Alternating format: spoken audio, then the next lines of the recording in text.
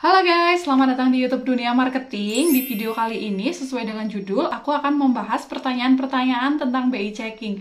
Nah, sebelum kalian lanjut menonton, jangan lupa untuk subscribe terlebih dahulu channel YouTube ini agar berkembang, dan kemudian kalian bisa kasih saran di bawah untuk topik apa sih yang harus aku bahas di video selanjutnya. Langsung aja kita memasuki pertanyaan yang pertama.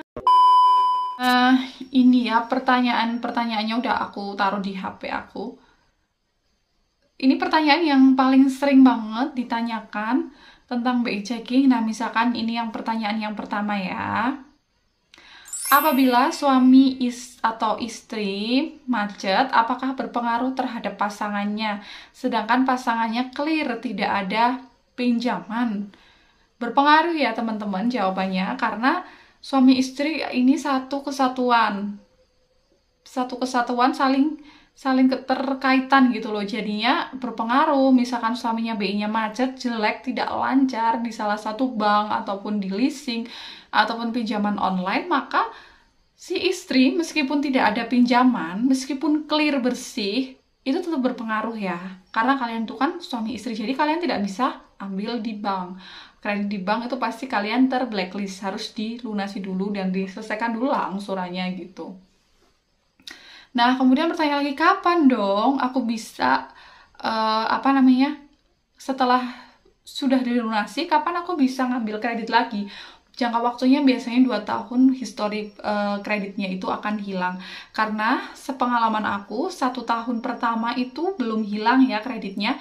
Ada nasabah aku yang 1 tahun itu kreditnya masih ada, walaupun keterangannya lancar, tapi masih ada histori tunggakan-tunggakan yang memang tidak bisa ditoleransi dan akhirnya tidak di ACC oleh bank gitu. Jadi memang harus menunggu, dan kalian bisa cek BI checking per 6 bulan sekali ya, untuk mengetahui kondisi BI checkingnya udah sampai mana sih, udah kayak apa, apakah udah ada yang mulai hilang atau belum. Bisa cek BI checking kalian secara berkala. Untuk BI checking saat ini bisa dicek juga lewat WA, gampang banget nih. Silahkan kalian bisa lihat video aku yang ini, cara cek BI checking lewat WA. Kemudian apakah kalau angsuran sudah lama terhapus sistem sedangkan belum dilunasi? Ya, bisa jadi angsuran yang sudah lama itu dihapus oleh sistem atau dihapus bukukan, tapi meskipun itu sudah dihapus secara sistem, bahkan mungkin kalian sudah mengurus ke bank. Ini mengurus ke bank pun kalian itu kadang ya udah nggak ada tunggakan, tapi sebenarnya di sistem itu masih ada tunggakan. Itu kayak ibarat udah dihapus bukukan itu keterangannya, dan itu akan tetap berjalan terus. BI checking kalian tetap jelek. Kayak pengalaman dari temen aku di leasing, itu kan motornya sudah diambil nih sama pihak leasing, tapi BI checkingnya masih berjalan teman-teman, dan dia tuh udah ngurus ke leasingnya, katanya udah nggak ada tunggakan, tapi di BI checking itu masih tertunggak 2.500.000, padahal dia itu ya mau melunasi 2.500.000 itu, tapi dari leasingnya udah nggak ada tunggakan mas, udah tutup, udah selesai semua masalahnya gitu, tapi BI checking tetap berjalan dan masih ada tunggakan di 2.500.000 itu.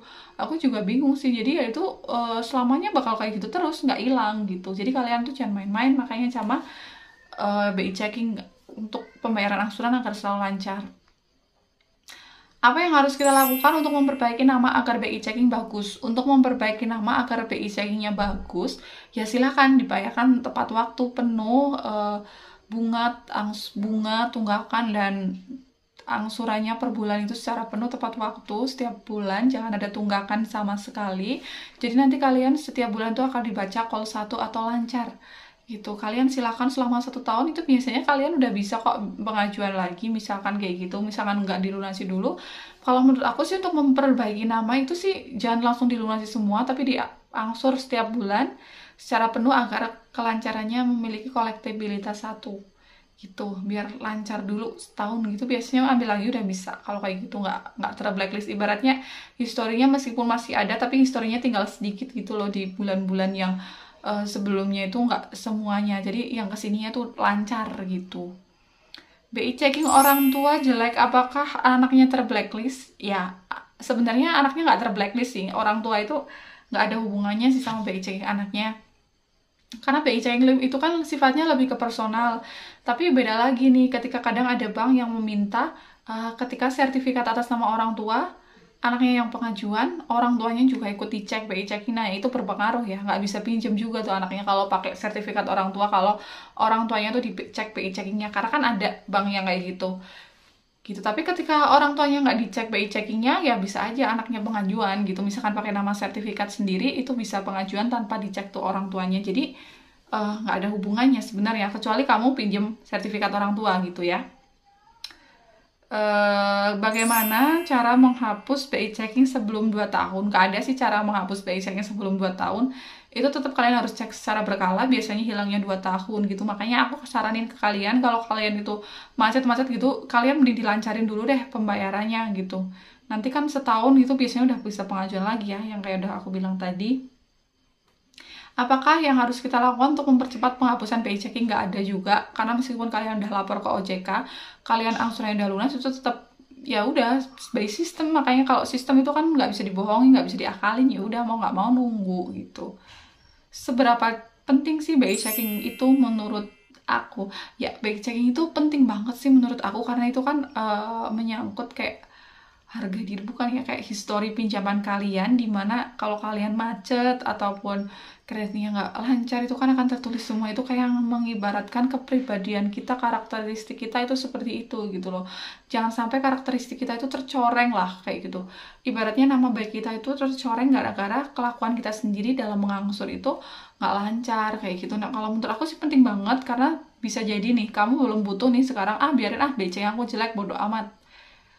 1 tahun 2 tahun kalian belum membutuhkan uang itu, uang dari bank gitu misalkan. Tapi suatu saat ketika kalian tuh kepepet banget dan kalian pengen pinjam bank, kalian terblacklist, gimana? Di semua bank terblacklist, kalian mau pinjam siapa gitu loh. Ibaratnya misalkan keluarga udah nggak ada yang bisa bantu, tetangga, saudara, semua nggak ada yang bisa bantu, ya jalan satu-satunya lari ke bank dong. Nah, ketika lari ke bank tapi terblacklist, ya udah mati gaya tuh kalian di situ gitu. Jadi kan kita nggak tahu ya kedepannya itu gimana sih. Pengennya sih ya kita tuh nggak ada pinjaman gitu. Tapi namanya orang kan kedepannya misalkan usahanya pengen berkembang lagi gitu kan, kita butuh modal yang besar. Jadi kita butuh pinjaman dana misalkan. Kan nggak ada, mungkin susah juga lah ya zaman saat ini mencari pinjaman ke personal, ke orang dengan nominal yang cukup besar, misalkan 200 juta gitu kan. Kalau misalkan ini kan kayaknya susah juga. Jadi misalkan paling amannya kan pinjam di bank gitu. Ya itulah mungkin untuk kebutuhan 5 tahun ke depan kan kita nggak ada yang tahu gitu. Jadi untuk jaga-jaga aja sih. Lagian juga pembayaran kredit meskipun nggak lancar, kalian macet, toh kalian juga harus tetap membayar, harus dilunasi. Kenapa sih kalian itu harus macet-macet yang akhirnya juga harus dilunasi, harus dibayar? Iya nggak sih? Justru kalian itu kalau macet udah dirugi di nama baik ya, BI checkingnya terblacklist. Kemudian kalian juga pasti dicap karakteristiknya nggak bagus tuh di bank itu, pasti bank itu udah nggak mau terima kalian lagi. Kemudian otomatis kalian malu dong dengan tetangga kalau sampai ditagih sama bank, kalian ketahuan nih punya tunggakan di bank yang nggak dibayar-bayarkan, terus kena bunga, denda juga kan, kena bunga, kena denda karena nggak ada pembayaran angsuran atau terlambat terus misalkan kayak gitu.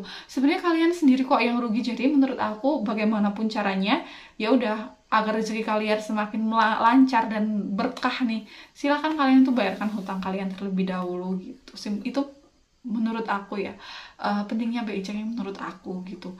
So mungkin segini aja untuk video kali ini. Terlalu banyak banget sebenarnya yang mau diomongin. Terima kasih yang sudah menonton. Jangan lupa like, comment, share, dan subscribe. Bye.